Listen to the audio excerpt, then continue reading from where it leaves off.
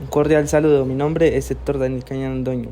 El siguiente video constará de la segunda entrega del proyecto final de Circuitos 1, visto con la profesora Aura María. En primera parte veremos los circuitos simulados de cada uno de los sensores que nos tocó.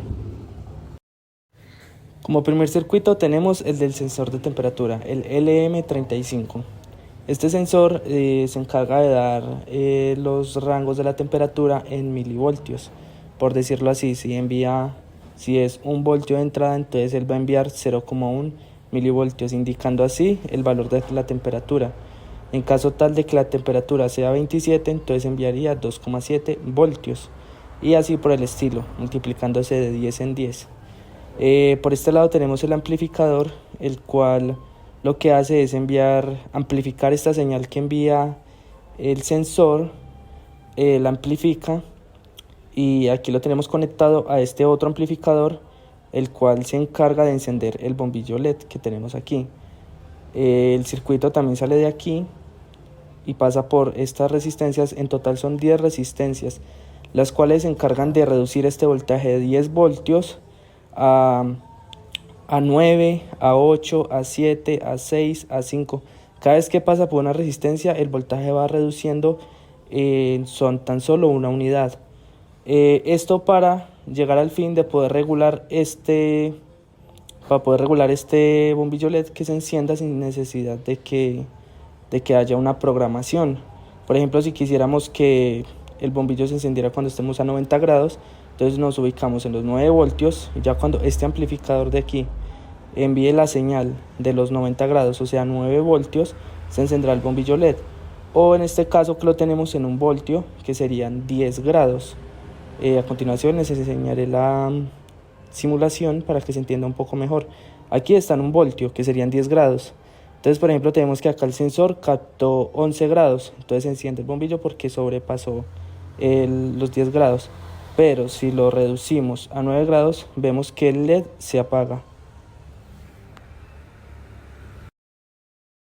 A continuación veremos el circuito de luz automática, el cual funciona con una pila de 9 voltios o una entrada de 9 voltios, el cual consiste en un LDR, una luz LED, un transistor y una resistencia.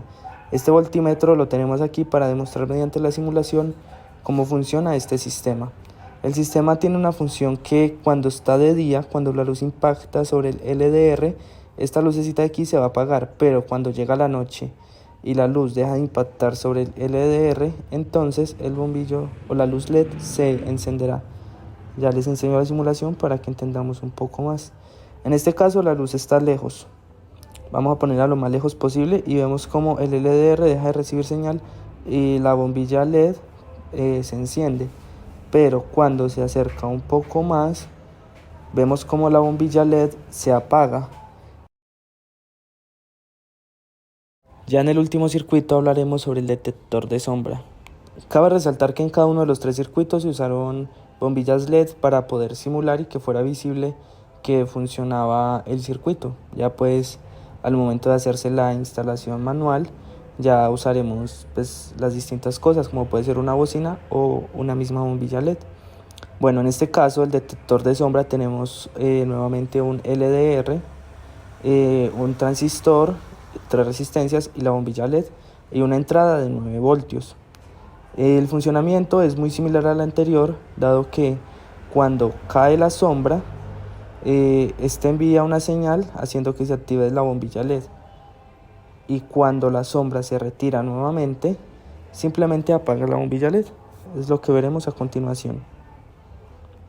Por ejemplo, aquí yo aumento esta intensidad y la bombilla se apaga. Y si disminuyo la intensidad que cae sobre el LDR, la bombilla se enciende.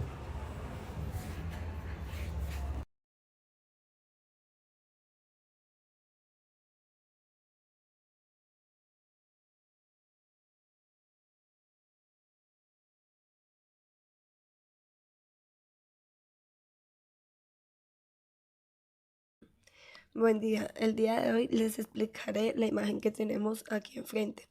Esto es una mini maqueta del proyecto final de circuitos, el cual consta de un invernadero. ¿Por el de un invernadero, el cual en su interior tiene ciertos circuitos. Podemos ver en la parte inferior de la maqueta que hay 3 protoboard, las cuales tendrán los circuitos y su fuente de energía. También podemos observar que en la parte de arriba tenemos el sensor de sombra. En la parte del centro tenemos un control automático de luz y en su costado izquierdo encontramos la alarma de temperatura. ¿Cómo funcionará? Una nube tendrá que aproximarse al sensor de sombra teniendo en cuenta que tiene que estar a cierta distancia para que este funcione. Aproximamos una nube, por el momento nos activará. Podemos ver en la parte de esta cómo se mueve la sombra. Cuando aproximamos esta nube, ya el sensor tiene la suficiente sombra para activarse. Esto le indicará al control de luz automático que deberá encenderse para tener con luz el invernadero. Este se activará por un tiempo, teniendo en cuenta que dentro del invernadero debe haber una temperatura que no puede ser ni muy baja ni muy elevada. Cuando la temperatura llegue a N grados centígrados, la alarma de temperatura se activará indicando de que está muy elevada o muy baja. Y este es nuestro mini proyecto final del invernadero.